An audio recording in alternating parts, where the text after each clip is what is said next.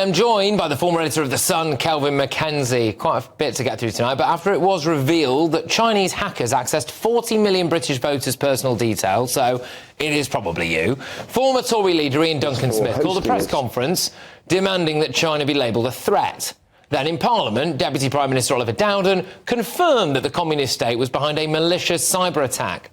The United Kingdom judges that these actions demonstrate a clear and persistent pattern of behaviour that signals hostile intent from China. Well, that's all right, but he basically decided to do absolutely naff all about it, didn't he? Kelvin, China has branded the accusations as fabricated and malicious slanders.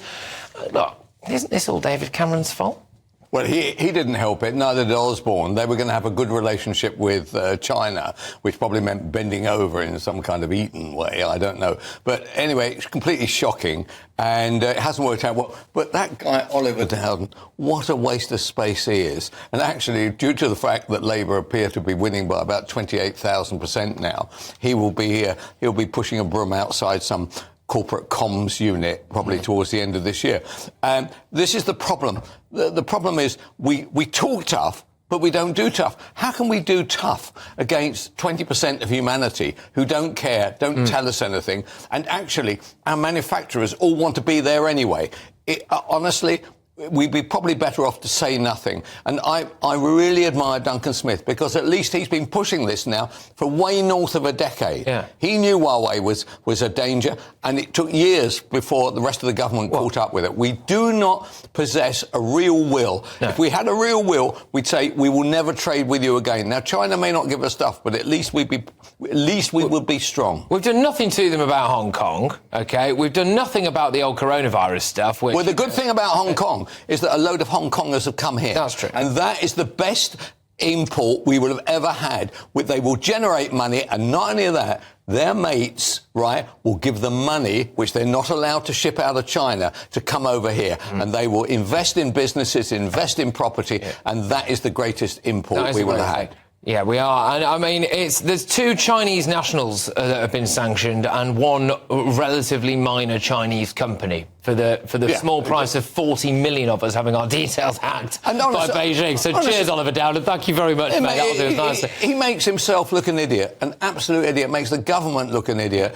He'd just as well say nothing. All right. Now, look, elsewhere, a shocking new government report shows that 76% of Brits are too scared to share their personal views. Published today, the Khan Review, authorised by Dame Sarah Khan, uses Batley grammar as a case study, where in 2021 a teacher was hounded out by local Muslim protesters showing school kids an image of the Prophet Muhammad, and we've seen plenty of communities flare up since. This is essentially a report that says we are now at the mercy of extremists. Kelvin, has Britain surrendered? Batley is beyond shocking, and what is fantastic about this report is that lady is a Muslim. And she was born and raised in Bradford, and she is massively upset about it. The council at Kirklees did nothing. Why? 41% of the area surrounding Batley is Muslim, right? The police did nothing. They said they didn't know that there was a big problem. Really? What do you think these people are doing shouting outside the school? The school said nothing, right? And in the end, so the whole thing, and this guy said he felt, this is the teacher, right? A father of four. Had to change his name, fled his job. He'd been doing the same thing, showing the same cartoon now for 2 years. Nothing had gone wrong before, right? Nobody, a few media commentators, and actually a guy I got to know up in Batley, he did something about it. He raised money for that guy. They raised around about £100,000. Without that guy and his family would have starved to death. We worry about the rest of the world starving to death. It was an absolute disgrace. And the main point that very, very, very good report, and I urge all your viewers to read it, actually was the point that they were introducing by back door, those protesters, a blasphemy law, and nobody said anything about it. And who said anything about it? Ledbetter didn't say anything about it. The woman who went on to be mayor of West Yorkshire said nothing about it.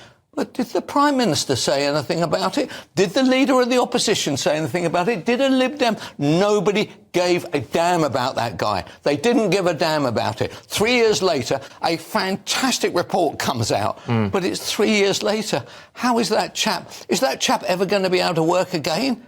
right? What's going to happen to him? Yeah, exactly. Look, we reached out to the MP for the area, Ledbetter, who did say to us, look, she did comment on it at the time and all of this. So, you know, that credit she's actually changed her tune. She says, I accept all this. Why didn't she say that at the time? Well, OK, fine. What she says is she was saying this at the time, and you know, that we'll have to take that at face value, whether she was doing it more privately. Well, nobody locally has ever said that to me, and I've had tens of hundreds of thousands of reactions. All right, fine, but it's not just about Batley Grammar as well. We've got councillors, you know, loads of them saying that they don't want to do it anymore because of threats to gang rape their 2-year-old daughter and traffic her and all of this stuff, you know.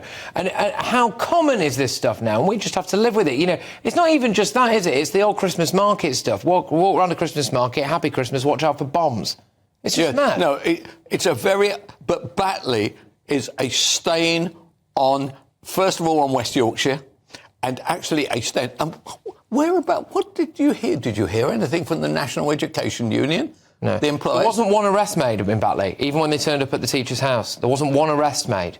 No, I honestly, it makes me wonder, and there will be lots of these Batleys going on in a smaller way, not as serious now, because now we've got this template, a fantastic report, by the way, by a Muslim academic. I can't tell you how much joy I got by reading it. OK, all right. Well, look, Kelvin, thank you very, very much. As ever, Kelvin Mackenzie there, the former editor of The Sun. In response to Dame Sarah Khan's review, Kim Ledbetter MP said, as I said at the time, there can be absolutely no excuse for the intimidation and threats against him.